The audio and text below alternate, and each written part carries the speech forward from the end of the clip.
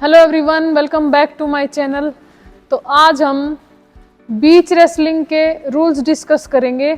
General जो rules हैं, point system क्या है, कैसे स्कोर होता है, तो आज हम वही देखेंगे कि बीच रेसलिंग में स्कोरिंग कैसे होती है।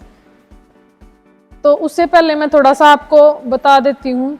ग्राउंड जो है उसका वो मिट्टी का होता है। मिट्टी का जो है उसमें मिट्टी में ही बाउट शुरू होती है हमारी।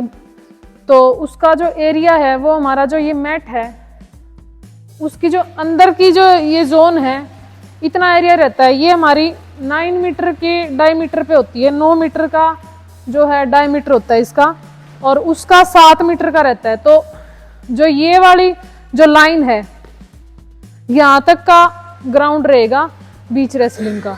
तो इससे अगर बाहर चले गए तो स्कोर हो जाएगा। तो इसी में हम रेसलिंग करते हैं। अंदर वाले सर्कल के जितना एरिया जो होता है उसी में रेसलिंग होती है और वहीं से स्कोर होते हैं।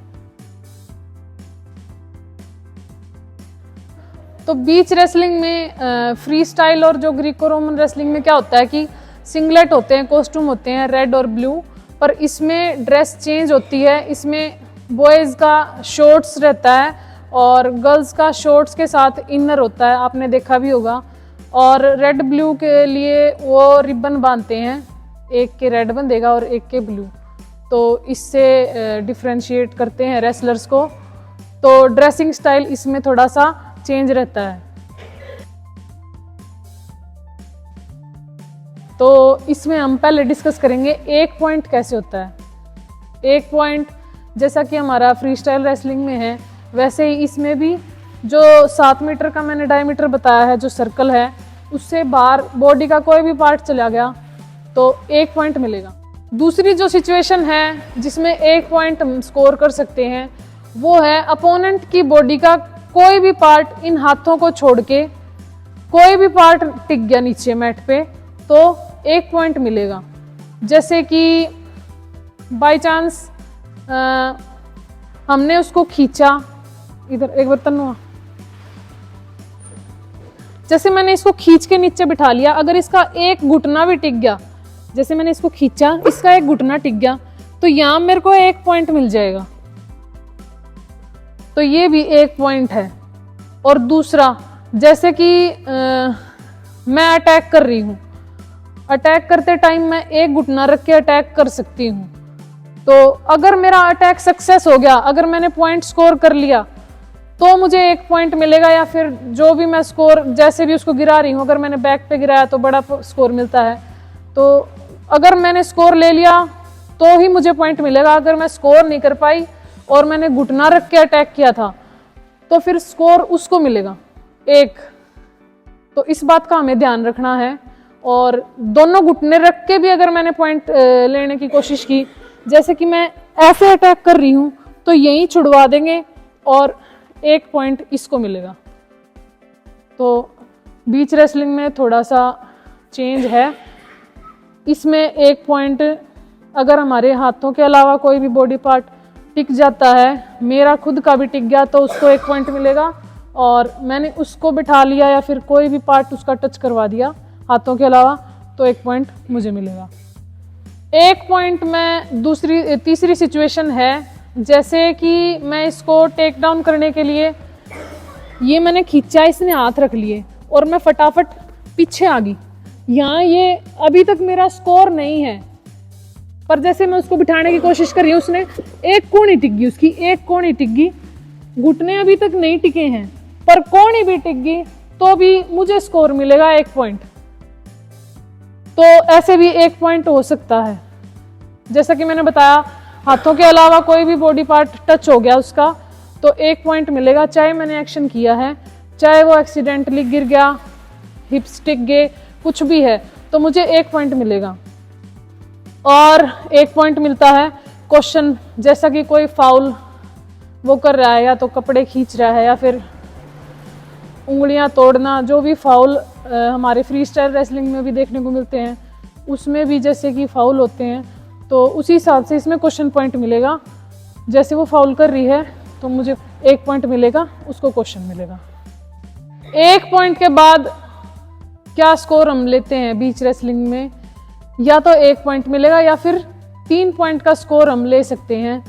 तो इसमें 3 पॉइंट का स्कोर हम कैसे ले सकते हैं? 3 पॉइंट का स्कोर हमें तब मिलेगा जब हम अपोनेंट की बैक नीचे लगा देंगे। अगर उसकी बैक नीचे लग गई, या तो मैं चलते चलते गिरा रही हूँ उसको, जैसे मैंने पैरों में से उठा के गिराया, वो उसकी बैक लग गई तो 3 पॉइंट मिलेंगे। जैसे ये है, मैंने ये गिरा दिया बैक पे, तो यहाँ विसल बजेगी, छुड़वाएंगे और 3 पॉइंट दे देंगे।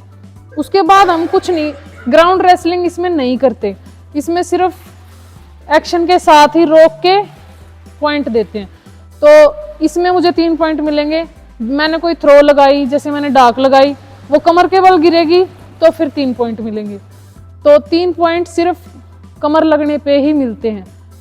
और एक चीज का और ध्यान रखना है, जैसे कि खेमे थ्रो करते हैं हम, मान लो मैंने सामने से इसको यहाँ पकड़ लिया, यहाँ पकड़ने के बाद मैं इसको खेमे थ्रो कर रही हूँ, इस टाइम पे अगर मेरी कमर लग गई थ्रो करते टाइम तो उसको 3 पॉइंट मिल जाएंगे। तो इस बात का भी हमें ध्यान रखना है कि हम 3 पॉइंट लूज भी कर सकते हैं। कोई एक्शन कर रही हूँ और मेरी कमर लग गई तो उसी को 3 पॉइंट मिलेंगे। बीच रेसलिंग में जो बाउट होती है उसमें 3-0 का जो डिफरेंस होता है उससे ही बाउट खत्म होगी।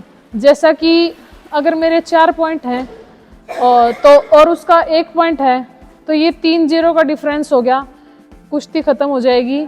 और मेरे 4 हैं, इसका 1 है, तो मैं विनर हूँ, क्योंकि 3-0 का डिफरेंस हो चुका है 4-1 से। अगर मैंने 3 पॉइंट ले लिए, उसके 0 हैं, तो भी कुश्ती खत्म हो जाएगी। इसके अलावा 3 मिनट का एक ही राउंड होता है।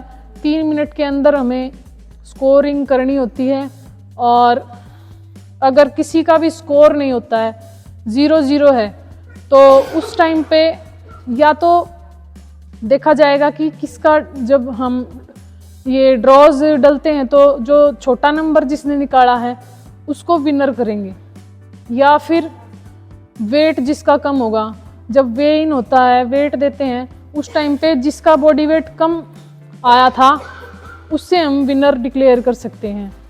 और जैसा कि सेम स्कोर होता है, सेम स्कोर है, जैसा कि 4-4 का स्कोर हो गया, तो 4-4 का स्कोर है तो ये देखेंगे कि लास्ट पॉइंट किसने लिया है। मान ले मैंने 1-1 करके 4 पॉइंट लिए हैं, उसने 1-1 करके 4 पॉइंट लिए हैं, तो जिसने लास्ट वाला पॉइंट लिया है वो विनर होगा। और अगर 1-1 करके स्कोर ना हो, किसी ने इकट्ठे 3 लिए हैं और 1 लिया है, तो जिसने बड़ा स्कोर ले रखा है वो विनर होगा, अगर सेम स्कोर है तो बीच रेसलिंग में विनर डिक्लेयर करने का ये रूल्स और रेगुलेशंस होते हैं। तो आप भी इस वीडियो को शेयर भी कीजिए और कमेंट सेक्शन में भी बता सकते हो, आप पूछ भी सकते हो कमेंट सेक्शन में कि हम किस पे वीडियो बनाएं। और चैनल पे नए हैं तो चैनल को सब्सक्राइब करो। Thank you.